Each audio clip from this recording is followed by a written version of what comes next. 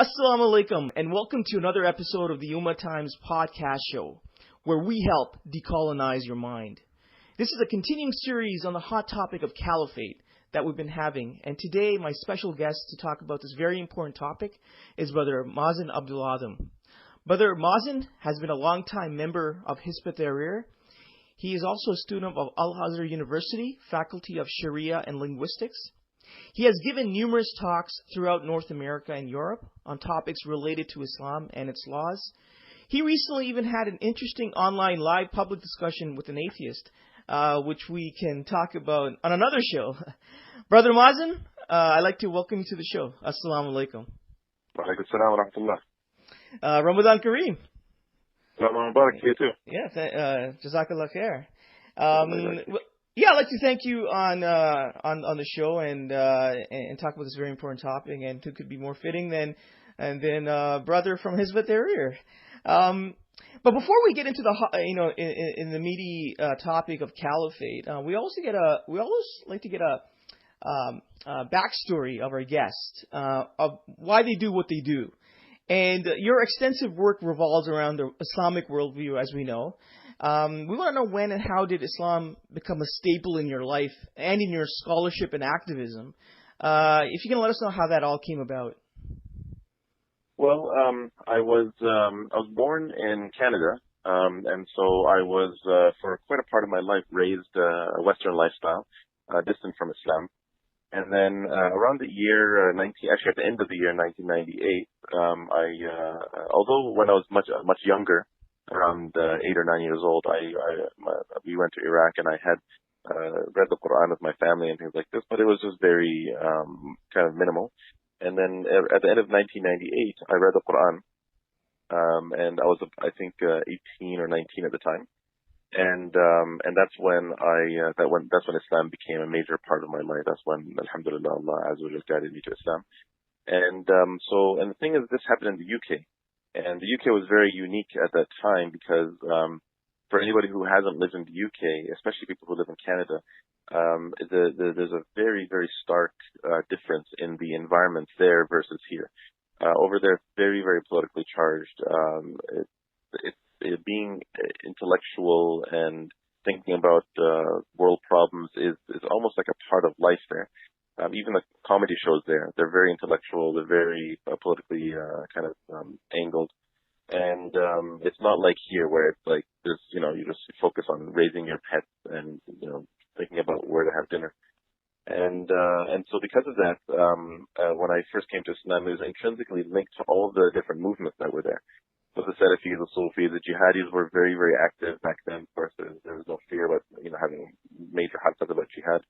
So all the groups were very, very open and very outspoken. So I went out and I just met with all the groups because I knew nothing about Islam. I mean, especially political Islam.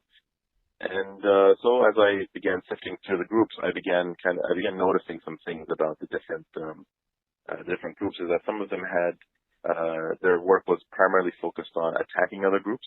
Others were primarily focused on individual actions, some of them. And so for me, I began noticing that some of them had a lack of focus on political aspects. And as time kind of progressed, as I'm sure everyone guesses, is that me being with Hizb ut-Tahrir, I began going back and forth between kind of views of the Hizb and views against the Hizb. And after I just wanted to mention, you're absolutely right. It seems that Muslims have been more active, like in England, than say North America, or especially Canada. It looks like, one of the reasons also is like they're kind of against the wall there as well. There's much more like anti-Muslim bigotry there than here as well. Yeah, over there so in England it's you don't really feel completely welcome by the society. You feel like you are a kind of outsider. You feel like you're like people in the street will straight up to your face tell you go home. You're not welcome here.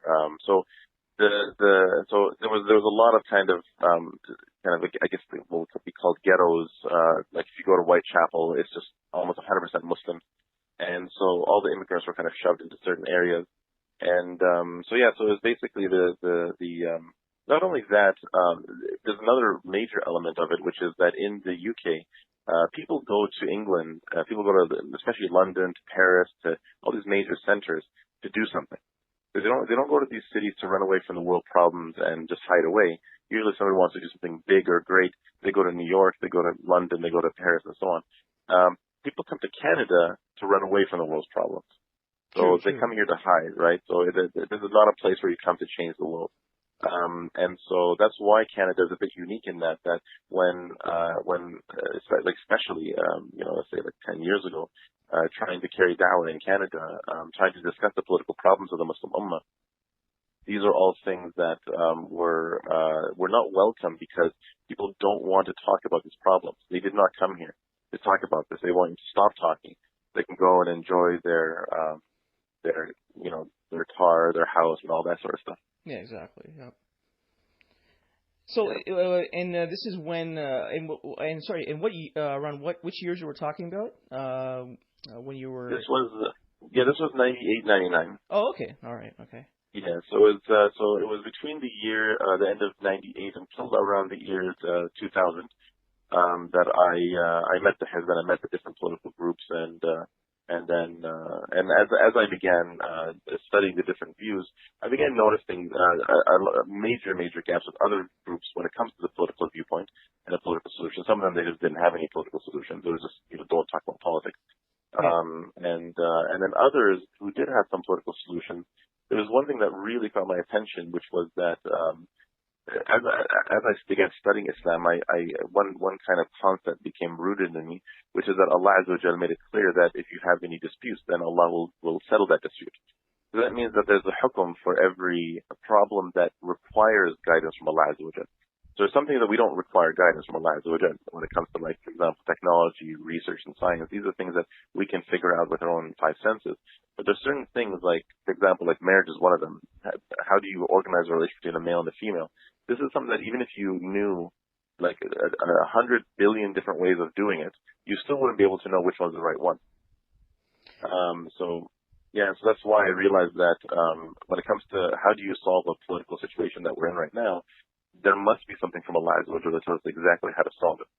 And that was the difference, was that Hizb had a specific set out step-by-step method that was taken from the life of Rasulullah sallallahu alaihi wasallam, instead of some sort of a haphazard kind of like logical method. Yeah. So, and then what were we talking about? Where you officially became official? Where you were actually working with them? I began studying with the Hizb, I believe, in 1999. Oh, okay. And then I became a member in 2000. All right. Okay. So I guess that leads into the next question, because I mean, up until recently, a lot of Muslims are in the dark. The whole concept or the term Khilafah has never really been part of our vocabulary, which now things are slowly changing, and hence the interest in this topic. So, for the benefit of the listeners, what exactly is Caliphate or Khilafah, and is it an important aspect of Islam? So, the definition of a Khilafah in the Shara is it's Riyasa Amma lil-Muslimin Kafa. So it's a central leadership for all Muslims. The meaning of the word Khalifa or Khilafah is a successorship. And some people get confused. They think that it's referring to the Khilafah of mankind on earth, because when Allah Azza wa Jalla says in the Quran, "Inni ja'ala fil ardi khalifa." Yes. Yeah. Yeah, and so I'm sending a successor to earth. That's not what the word Khalifa comes from. It actually comes from successor to Rasulullah sallallahu alaihi wasallam in his position as the ruler over Muslims. That's why when Abu Bakr became the first Khalifa, they called him Khalifa to Rasulullah. So he was the successor to Rasulullah sallallahu alaihi wasallam. And this position of successorship is not a position of successorship to prophethood, obviously, or religious. It's not like a religious, guide or a spiritual guide position. It's a political position. He became the ruler. He took over all the responsibilities of ruling from the Prophet ﷺ, and that's what was passed down. And of course, we as Muslims don't separate between politics and religion. So there's no such thing as like a religious guy. There's just, you're either a Muslim who obeys Allah Azza wa Jal, or you are a person who just obeys Allah Azza wa Jal and ignores him. And so if you obey Allah Azza wa Jal, then you're automatically religious and spiritual, and all these things are all packaged into one thing. So like in terms of when it comes to its place in Islam, it is like a very integral part of Islam. This should be part of every Muslim's kind of paradigm. It should be up there when it comes to, I guess, the priority list. Would you say, or? Yeah. So first and foremost, it's an obligation. So it's a fard to have khilafah at all times. This was agreed upon by there's many quotes from many scholars, An-Nawawi and Shawkani, Al-Qurtubi, and it's a very long list, but almost every scholar who ever commented on the topic identified that it is an obligation upon Muslims, and it's an obligation for two reasons. Number one is that Rasulullah sallallahu alaihi wasallam said, من خلع يدا من طاعة لقي الله يوم القيامة لا حجة له ومن مات وليس في عنقه بيعة مات ميتة جاهلية. So he said that whoever removes his hand from obedience to the Khalifa, he will meet Allah on the day of judgment with no excuse for him. So it's forbidden to remove yourself from obedience to the central Khalifa over all Muslims. And whoever dies without a bay'ah on his neck, he's died as if he's died in pre-Islamic jahiliyyah, pre-Islamic ignorance. So first of all, on an individual level, every single Muslim is required to have a bay'ah to a Khalifa. And so that's one reason why it's an obligation. The second reason, which is sometimes I'm a bit surprised actually, you think that it is to be very obvious, but a lot of people who even know a lot of details about the Shara of Islam, they still sometimes don't put two and two together with this, which is that around 2/3 of the Islamic laws cannot be implemented without a khilafah. So we're talking about the ruling structure, for example, all the structure of the Khalifa, his assistants, the qadis, which are the judges, the management of the state military, the border laws, immigration. Would you also say paying of zakat? Of course. So that's the economic system. So you have the intake and the expenditures of the societal wealth of society. So the issue that and the cause of this, of course, the reason why many Muslims don't pay too much attention to this is because we have been secularized without even realizing it. So it's not that Muslims are maliciously secular, although some are, but the vast majority are. We're raised in societies that secularize our viewpoint on life. And what's happened is that we look at religious things as individual things, so praying, fasting, hijab, halal meat, these sorts of things. And we don't look at political solutions. How do we manage our societal resources? So if you have, for example, natural gas, and you have waterways, and you have roads, and all these things, Islam gives laws for these things. There's very specific rules, very strict rules when it comes to how to manage these things for society. But Muslims, we don't realize that is just as restricted as Salah itself, on how to pray Salah, the timings for Salah. The same thing for public resources and state, or national identity and all these sorts of things. Mm-hmm. These are all things that are very, very well managed and organized by Allah Azza wa Jalla in the Quran and Sunnah. And that's what the role of the Hizb and groups like the Hizb, who are working to bring about political change, is to make the Ummah fully aware of not only the political systems of Islam, but to essentially break down and expose the influence of secularism that it's essentially caused us to abandon around 2/3 of our being.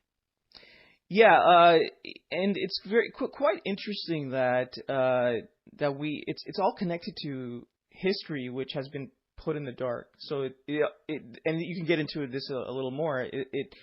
This kind of points to World War I, to what happened there, and then Muslims, especially actually living all over the world, are put in the dark of what the purpose of World War I was.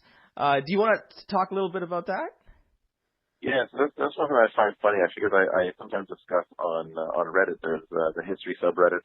There's a historian subreddit, there's world news. I mean, there's some really bad ones out there. I mean, where it's just all about like right wing bigotry. But the ones that where they're willing to kind of discuss, although I've stopped discussing because it's like, banging my head against a brick wall. Yeah. But essentially, one of the things that I brought up, which is I kind of wanted to look at some people's perspective on the issue of what do you think was the cause of World War One. One of the things I know, because I've spoken to professors and I've spoken to all sorts of academics who do not know about the Islamic perspective on this issue, and they are all confused about really why on earth would Europe go into this massive First World War when the reasons that they've been told are the reasons are so incredibly petty and nonsensical. Like World War II makes a lot of sense because there was Hitler invaded Poland because of there's a lot of death, there was a lot of ideas that were very frightening for people in Europe. So that's something that you would go to a world war for. But World War One, there was some European archbishop essentially, or somebody was assassinated, but he was in an insignificant country, and so they made up this whole thing about there must have been very, very high tensions, but really when you look at the evidence on the ground, it wasn't really that bad. It doesn't make sense that things went from what they were to suddenly the World War, the first World War that the world has ever seen. And so that's the thing, is that when you take a step back, you realize that, okay, well, let's look at the variables. It run up from the 1800s, the advent of the gasoline engine and the big technology rush that we have today started right at the end of the 1800s. And so suddenly gasoline became very obviously the most important commodity on the face of the earth. And I've read articles from the 1800s that talk about the oil reserves that they knew about that existed in the Middle East, and that was controlled by the Ottoman state. So Europe recognized, now whether or not this was very explicit or openly or intentional, but Europe realized that the Ottoman Khilafah controlled the vast majority, if not nearly all of the world's petroleum sources. And so any thinker in Europe would have realized you have to bring down the Ottoman state as fast as humanly possible so that we can get control of that oil. Otherwise, the Ottomans will control the world for the next 100 years, minimum. And so that's the problem. So World War One, and the biggest problem was that the Ottoman Khilafah was called the the old man of Europe. Yeah. And so it was a dying state, but the thing is, Muslims still had the very, very strong love for Islam and the love for jihad and the love for standing up for the deen. So Europe couldn't just go out and say, let's declare war on the Ottoman Khilafah, because they would lose that. They still wouldn't war. They still wouldn't win. Even the Ottoman Khilafah, even in its weakest days, they would be able to defeat Europe under the right circumstances quite easily if it was a really, really serious issue. But if you manage to get the Ottoman Khilafah to join to fight for Germany, for a cause that most Muslims don't even understand why they're doing it, and it's not really important. It's not a fight for defending Rasulullah or fighting to defend Islam. No, this is just there's a war in Europe and we're going to send some troops to help out Germany. Then suddenly you don't get the whole entire Muslim world standing up and standing behind this. So this is of course an analysis that this is a likely strategy that Europe used in order to get the Muslims to join the war without it being a religious war. Yeah, and you know what, I remember this earlier on when we learned about history and covered covered the world wars, and especially World War One. They didn't really they painted out the Usmani Caliphate or the Ottoman Empire as this minor party in World War One, right? And it looks like this whole thing of covering the truth of this has been deliberate, it seems. Of course, yeah, because anybody who looks at the history of the Ottoman Khilafah will recognize that they were a superpower. Yeah. So to speak about the world number one or number two or let's say even number three superpower in such a way that their presence in World War One was not only insignificant, it's never even really mentioned. Right? Like almost no details are given to it. Whenever you read about it, you read about Germany and then you read about some of the Turkish forces. And it's not mentioned as if again, a very major power was involved and had the very. And then, of course, there's the issue of course, the very significant repercussions. After World War One ended, the Ottoman Khilafah was cut up. The Sykes-Picot Agreement was written halfway through World War I. So before it was even over, they had already set down agreements with Herzl, with the Zionists. They set down agreements with a number of different, obviously with France and with Russia. They had agreed on how we're going to divide up the Ottoman state.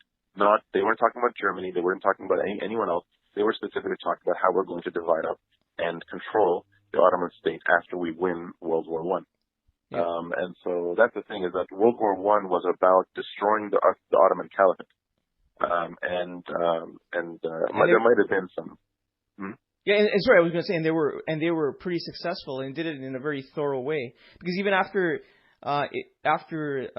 they crushed the Osmani Caliphate, they went on to make sure that it never rises again, and hence they had the Ataturk, right? Just basically kind of de-Muslimize Turkey, right? And then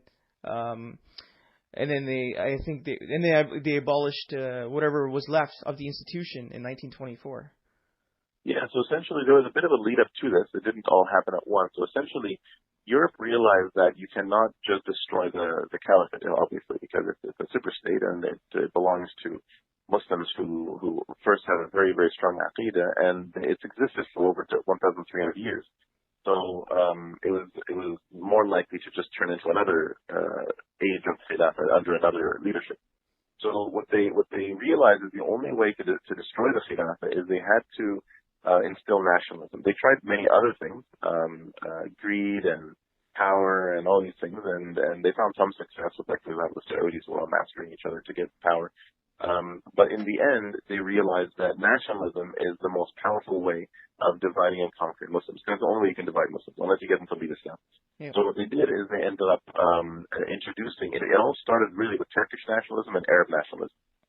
So there was the Istanbul Center and the Beirut Center, and in both these centers they would very, very very heavily fund them and set up all sorts of meetings. But they had Christians do it, and it was a complete failure because Muslims didn't listen to them.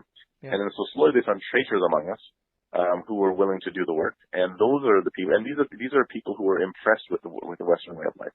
They had people who were educated in Europe and then would be sent to either Istanbul or to Beirut, and would begin calling people to the ideas of it's kind of like hard to explain, but it's like to portray France, for example, as a place of elegance and etiquette, and their language is beautiful and technology is better, and look at how they dress. And then you talk about the British. Yeah, exactly. They're super smart, and their intelligence is unbeatable. And 007, all that kind of. Yeah. So basically, they cause an inferiority complex in these in these so-called elites, right? But what I also want to mention is that, but there were still Muslims who still wanted to even hold on to the institution of the Caliphate, because I think if I read this correctly, even after the fall, the Muslims could not see themselves without the Caliphate. I think they even thought and naively asked Mustafa Kemal to you be now the Caliph, right? Is that true? They approached him and said, can you at least be the Caliph of all the Muslims? Is that true, or did I read? I haven't read that. Okay. It is possible that there were groups that would have requested that, but I haven't read anything specifically that stated that. Okay, all right. Yeah. So it was so essentially and they were very successful in initially instilling that nationalism. The Arabs, even until today, especially the last generation, I have actually family members who look at the Turks as being occupiers of Iraq and Sham and many of the Arab lands. And when I went to visit Turkey, I ended up facing some racism or some obviously anti-Arab hatred. When I was at the airport and I had to make a change on my flight, I had this one Turkish brother helping me, and he came back to me. And he was really kind of upset, and I told him, why are you so upset? And he said, I was just talking to them, and they told me, why are you helping this Arab? He's not one of your people. And he told him that my Muslim brother is my people because we're Muslims. So he was really annoyed, and so I saw this. There's still this disdain towards each other, Although that's very much it's much better today than it was compared to obviously like let's say 20 years ago or more. And but that's the thing is that all these things revolve around us for us as Muslims today is to understand our history really thoroughly, understanding. So here's actually another interesting thing. I was walking in Turkey and I was lost. I couldn't find a particular masjid, it's not because I didn't know the name of the masjid.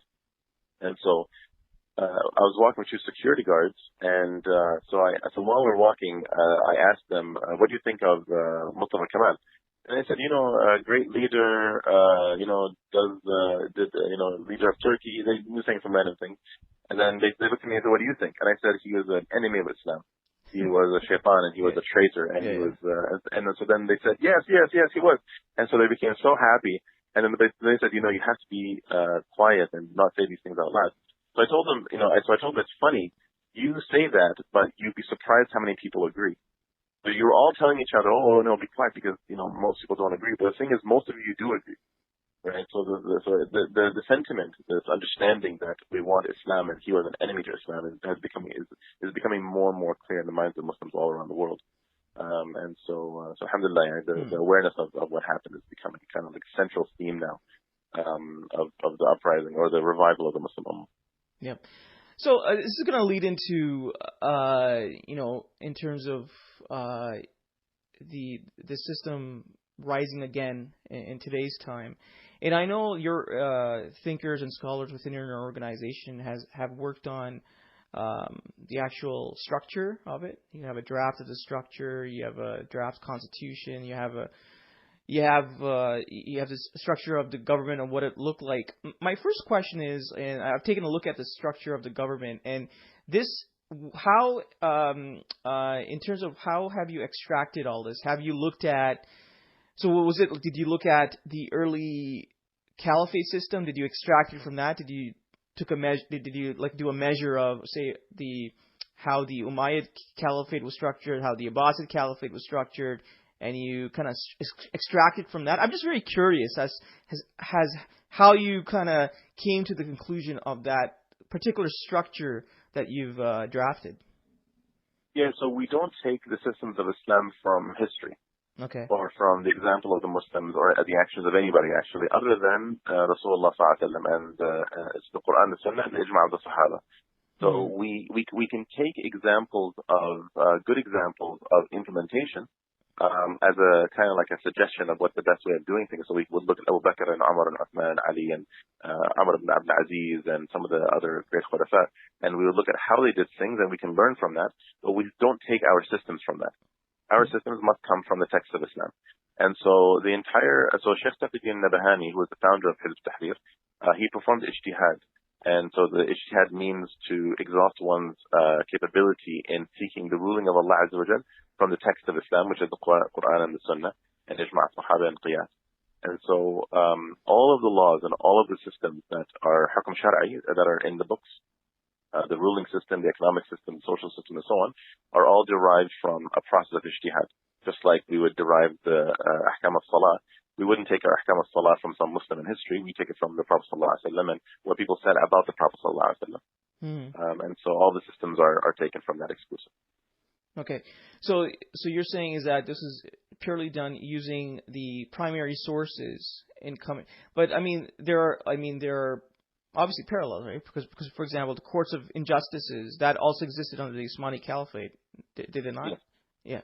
Yeah, and so of course because we identify that the Uthmani Khilafa and all the Khulafa, so obviously the Khulafa al-Rashidin through the Abbasid, the Umayyads, the Abbasid, and the Uthmanis all implemented Islam. So they all had all the systems of Islam in place, or the vast majority of the systems of Islam in place, except for those that may have been optional. There may have been some errors in implementation or some misapplication of a number of ahkam, but they always implemented Islam as far as they were concerned.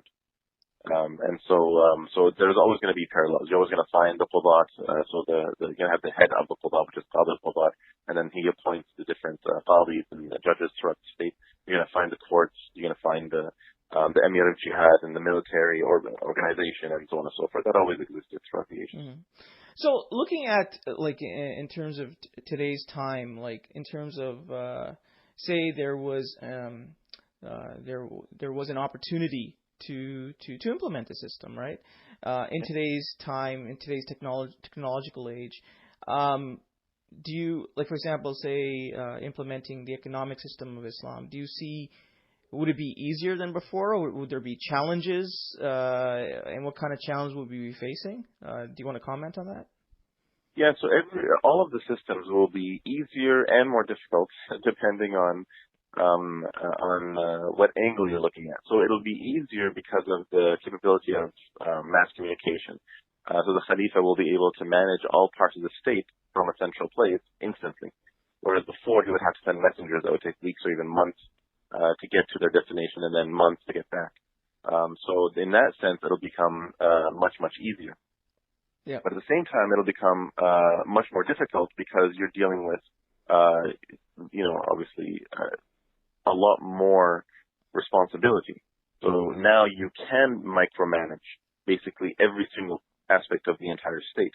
Of course, that's not what the Khalifa will do. Of course, he'll be delegating everything, or nearly everything. But that's the main thing, is that what'll happen is that now you're dealing with a much larger state with much more detailed systems, and so that's going to be a much greater burden. So there's going to be a lot more. It's going to be a lot more intensive. That's assuming that things remain on the way that they are, because we do know that when the Khilafah is reestablished, of course, the West is going to oppose it, and so who knows what things will look like after things have settled down. But so, like, well, because now coming back to reality of it is that Muslims all around the world have been highly secularized, right? Especially in the way they think. They couldn't even imagine that, oh yeah, there is an Islamic system. Like, they can't even in most cases. So what, in your view, like, sometimes I even look at, and then this kind of ties into the next question, but when I look at even Muslims living in the Muslim majority lands, sometimes I do get a sense that they're more secular. They're more secular than the secularists themselves living in the West. So all this talk, Muslim lands carry the best potential. Maybe that's not the case. I was just thinking about this the other day, is that when Prophet Muhammad, peace be upon him, came on the scene, his own immediate tribes where he was living, they were like kind of very hostile to Islam. There was another city outside Mecca that accepted him, right? Yep. So I've kind of just entertained with this, like, in terms of there has been positive news and growth of Islam in the West. Maybe in the long term, instead of the so-called Muslim majority lands, could Islam rise in its whole holistic way in the West? Have you ever thought of that or entertained that idea? Yeah, it's something that's, of course, crossed all of our minds. And the thing is that it's extremely unlikely, if not simply not going to happen. Mm-hmm. There's a number of reasons why. So, like, when we say, and this is actually an interesting thing, is that sometimes I'm talking to the non-Muslims who think that we're all just lying. When we say that we're not trying to bring about political change here in the West, and they say, no, this is just taqiyya, you're just hiding, you're just lying. And the interesting thing is that like, here's basically the proof that we're not, that we really do mean that our work is in Muslim land. Is one of the conditions to establish the Khilafah is that the military has to be Muslim. So you cannot establish the Khilafah on a non-Muslim military. So that would mean that we would need to convert the entire army of whatever land we're trying to change into a Khilafah. So the entire army. Just I don't know, implement dawah programs for the military. And but that's the problem, is that essentially we would have to, like, let's say if we're trying to reestablish the Khilafah in the UK, we would have to convert the entire British military to Islam first, before we would be able to establish a state. So first we'd have to get public opinion in England in favor, because the people have to want a state as Islam. Like, you can't establish a Khilafah on a population that is entirely against the idea of implementing Islam. And so that means that you would have to first look at public opinion where the society wants to live an Islamic way of life, and you'd have to convert the entire military to Islam, and then you could establish a khilaf at that point in time. Yeah. So that's not going to happen. Okay, yeah. I mean, this is an interesting discussion. We don't have to go too deep into it, but you brought up an interesting point. Like you use an example of country XYZ, right, in the West. Say let's for example say Islam is talk of the town. Say in the UK, right? People are accepting Islam on a very massive scale, but the military itself is still non-Muslim. I think that would make a big impact because whenever I come across people who've accepted Islam compared to Muslims who are nominal Muslims who were born into Muslim families, so there's a big difference in terms of their dedication to Islam. I think an example like that would make a big impact to the ruling structure, and I think the change could be organic. What do you think about that? Well, again, it's a hypothetical, and the reality is very clear in that that's very likely not how it's going to happen, because there's a number of other variables as well. One of them is the fact that we have a Muslim majority land where Muslims want Islam. Yes. Yeah. And you have militaries that are entirely Muslim. So even though there's obstacles, but again, the obstacles are significantly less in the Muslim land than they are in the West. In addition to that, we also have the fact that now we don't Shar'an, according to in terms of from the Islamic legislative perspective, we don't use a hadith that talk about what's going to happen in the future as a basis for action, but it gives us hints. And so we know that the hadith talk about the Khilafah will return from al-Sham and Khurasan, or essentially the area of Afghanistan, Pakistan, and so on. And so and there's also mention of Yemen. So we know the Khilafah will return from those lands. And like I said, it's not a basis for our actions, but it gives us a hint that, yeah, it's not going to really come. It's not likely to come from this in the West. But that's the thing, is that even if we wanted it to come from the West, the reality dictates that it's not going to happen, because the resistance already is very, very strong in the West. Yes. The Muslim populations are anywhere between 2% to 5%. Yeah. Right. So it's just not going. That's not going to create enough of an impact. Yeah. I guess it's just my skepticism, because see, for example, let's take an example of Pakistan, right? Because I find that the society at large is very secularized. Like, I mean, I don't know if you're familiar with, say, the entertainment industry there. Like, if you look at look at the new movies coming out in Pakistan, they're supposed to be family oriented. Actually, the family movies coming out of the West would be considered more family appropriate than movies coming out of Pakistan. And then I don't know if you listened to our podcast with Sheikh Omar Baloch, who was also a longtime student of the late Dr. Israr, who's also part of an organization calling for Khilafah. He made it clear that the military is more, it's highly secular, right? It's more secular than the nominal Muslims in Pakistan, who already been secular. So I don't know. That's why this is kind of like I'm kind of skeptical about that. Like, really, is it going to really rise the way things are, the way things are looking? And that's why it's important to understand that. When you say something like the system or the lifestyle in the Muslim lands, or the Muslims themselves, the military, are all secularized, it's important to understand how that's different from the secularization or the secularists themselves, for example, in the West. If you were to go to a Muslim, like I've spoken to a lot of Muslims who are very, very secular, and if you were to just straight up ask them one of two questions. One question is, do you believe that Allah has no right to legislate? They won't say yes. Right, like they will say, no, Allah is a legislator, but they'll come up with some weird manipulative or contrived excuses. If you get really deep into discussions with Muslims who've been secularized, you'll find that there's a conflict internally between what they know Islam is and what they see as the success of the West. Yeah. That's why that is much more easily resolved than a person who believes God should have nothing to do with societal legislation. Right, so that's on the one hand. And the second thing is that in most cases, Muslims don't actually even understand they don't understand the political systems of Islam. So they because they've been secularized, they don't know about the political systems of Islam. That's why once public opinion shifts and the Muslims understand what life would be like, essentially they need to gain confidence in the strength of Islam as a political system. One of the main reasons why most Muslims who have been secularized are secularized is because it's kind of like a sheep following the flock. It's just, they've been taught these ideas about what progress is. It's kind of like democracy. For the last 20 years, Muslims have been saying democracy, democracy, and democracy is the only way. Now we're seeing a shift in public opinion. Muslims are realizing democracy is a system where man is the legislator. Even if you implement a law that's from Allah, it's implemented because a human being says, "I think this is a good law." So it becomes a man-made law, even if it is from the Quran and Sunnah. Yeah. And so Muslims, yeah.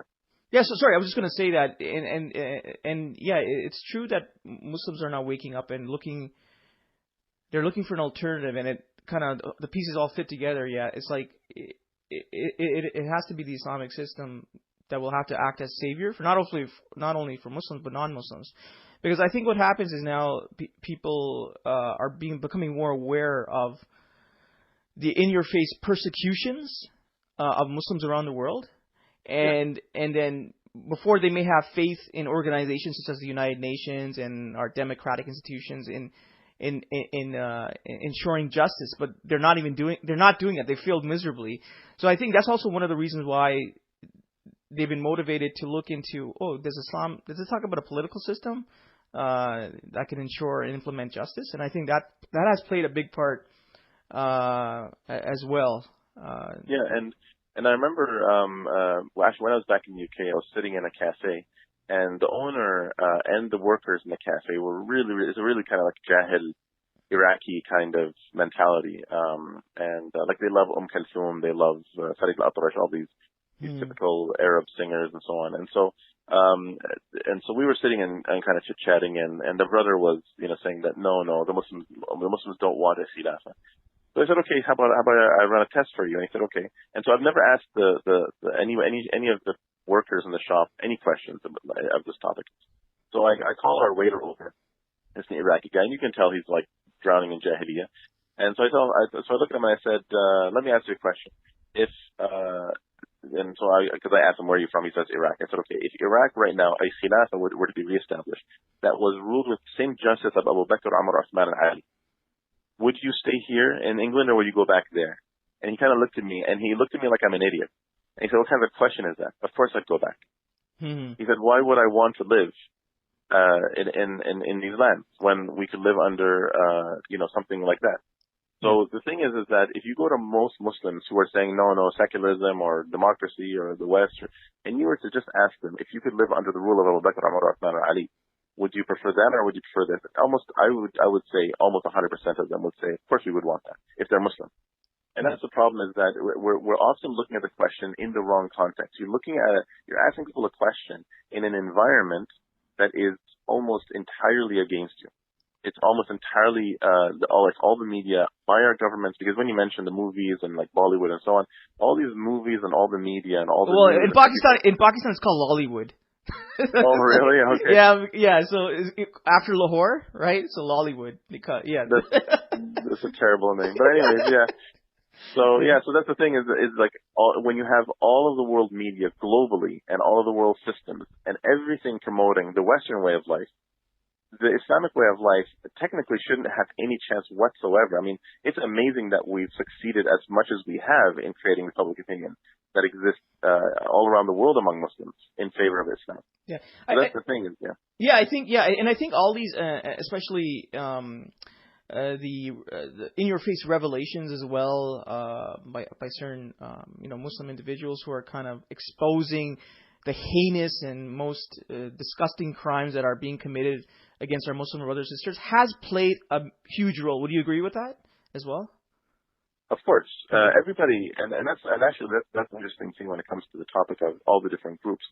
The thing is that everyone is participating, right? And Rasulullah ﷺ did say, إذا حكم الحاكم ثم اجتهد فأصاب فله أجران وإذا حكم فأخطأ فله أجر.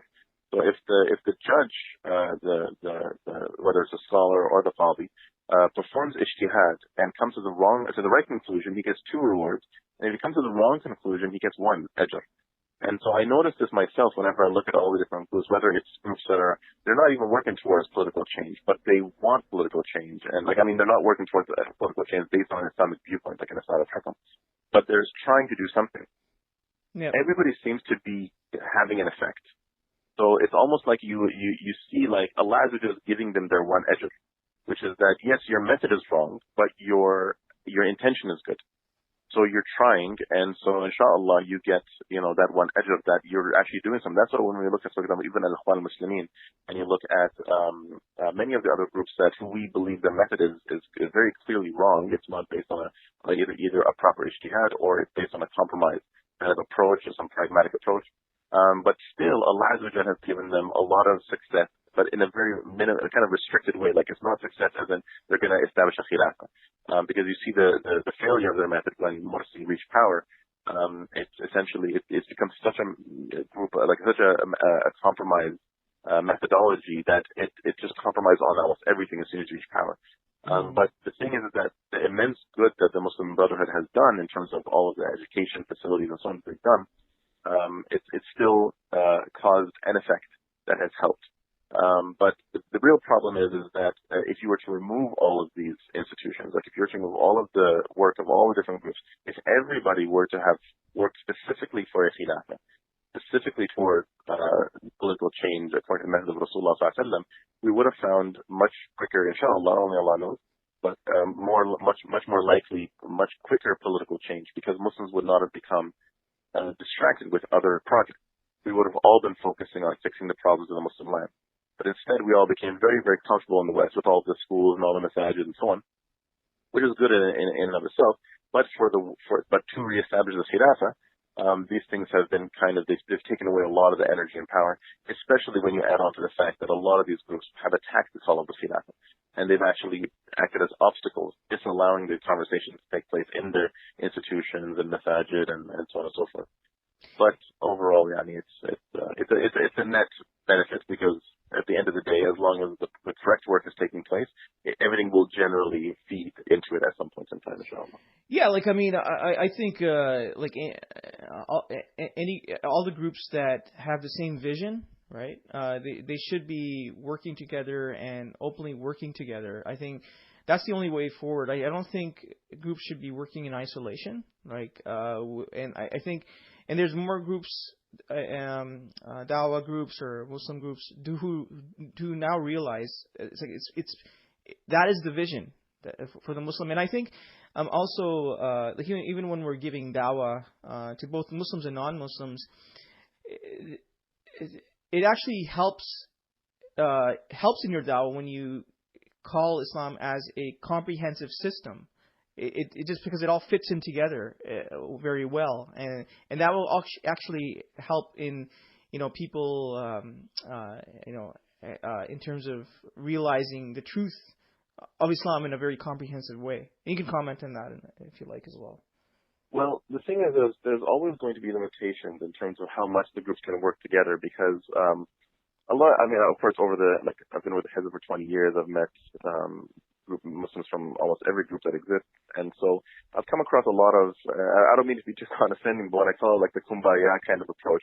I've come across a lot of brothers who stepped in due to inexperience and usually lack of knowledge.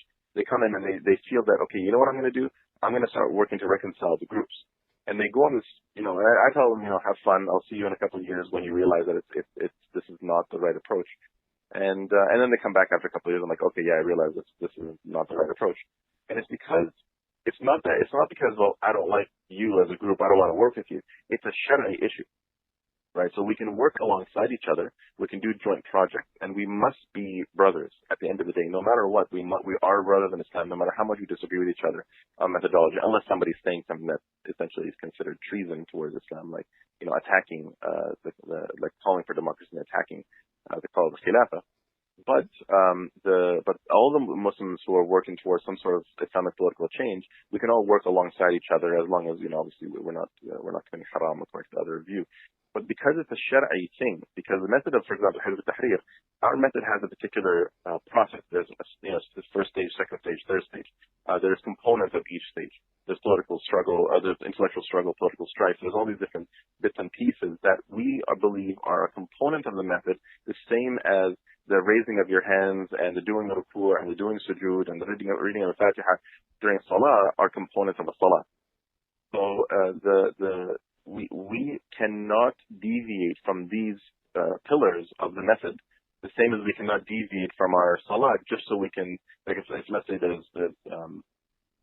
I guess Salah is not a very good example because you can, if you're praying behind an imam, you can follow whatever the imam is doing as long as it's within something acceptable. But the point is that if a group is doing something that you believe is not acceptable as a component of the method to establish a state, such as military means, such as working within secular political systems, these are things that we believe are forbidden. It's haram to actually use these to achieve political power, to establish the Khilafah. So that's why we cannot work with them on these components. And so we can work on some common ground, which is we can talk about the importance of the Khilafah, we all agree on that. We talk about the importance of political unity, we can all agree on that. But if we're talking about some things related to, let's all, do block voting and so on, we believe these things are haram. And therefore we cannot work with other groups on these things. That's why we have to be understanding towards each other. That, just because you and I believe, like even in the Shafi'i and Hanafi views, there's some things the Shafi'i believe are required in Salah that the Hanafis would look at as makruh or even haram, right? But that doesn't mean that we look at each other as committing haram, right? Because if you have a valid opinion, then we say that, then this is your opinion, this is our opinion. At the same time, there are some opinions that exist out there with regards to the political work that are invalid opinions. Saying that it's permissible to, or like saying that political, like voting, is a way of bringing about like a khilaf or political change. Well, that's just plain ignorant. Like that's not a valid Islamic opinion. We also say that the idea that voting is permissible in a secular system where you're voting for people who are, non-Muslims who are legislating kufr laws, we also say this is actually not a valid opinion. It's completely not even an Islamic opinion. It's just a logical, what are we supposed to do? And and that's why everything is kind of nuanced. When you break things down, you can notice what we can work together on, what we can't. And at the end of the day, again, we're Muslim brothers and sisters, and so we all work together however we can. Yeah, exactly. And I think there there's also a tendency of whatever organization you're with to be inward, right? So we should try to always discourage that and realize, obviously there are things that you're sticking by, but in terms of, if you even look at history, right? If you look at history of all the different groups, when it came to Khilafah, it was kind of neutral. Everyone understood the logic and the rationale for it within the Islamic paradigm, in terms of whatever school of thought or even school of Aqidah you belong to. The Khilafah was something so logical for the Muslim that you can't even fathom to deny it, right? Yeah, today, but if you go back, about 20 years ago, no, it was very, very different back then. Yeah, exactly. Yeah, definitely. Because I remember back in I think of the 2002, 2003, when I was in the UK, this one brother who you'd classify as a Salafi, I guess, as a typical Salafi, and he came and he was really, really angry. So he took the Quran and put it on the table, and he actually slammed it down the table, and he said, "Show me where in the Quran it says that the Khilafah is a part of Islam." And that was a typical conversation back then. Yeah. Right. So today things are much, much easier. That's why a lot of the brothers who are trained out today, I kind of, I laugh and I say, you guys, you have no idea how easy it is in comparison to what it used to be. Back then, people were much, much more afraid of talking about the Khilafah if they came from Syria and Turkey and so on, because the governments were very, very tyrannical back then. Much, much worse than today. And the second thing is that the idea that the Khilafah is a part of Islam was alien back then. Yeah. We had to first prove that before we could have a conversation. Whereas today, you tell a person that the Khilafah is a fard, then they look at you like you're saying, "Well, I was a fard." Yeah, of course. Yeah, we know that. So, yeah, exactly. Well, it looks like we have gone a little over time, but jazakallah khair for sharing your view and thoughts on this very important hot topic of Khilafah. And inshallah, in the near future, the system does arise to bring justice, to this very messed up world we're living in right now. Again, I have to thank all the listeners for listening, and assalamu alaikum.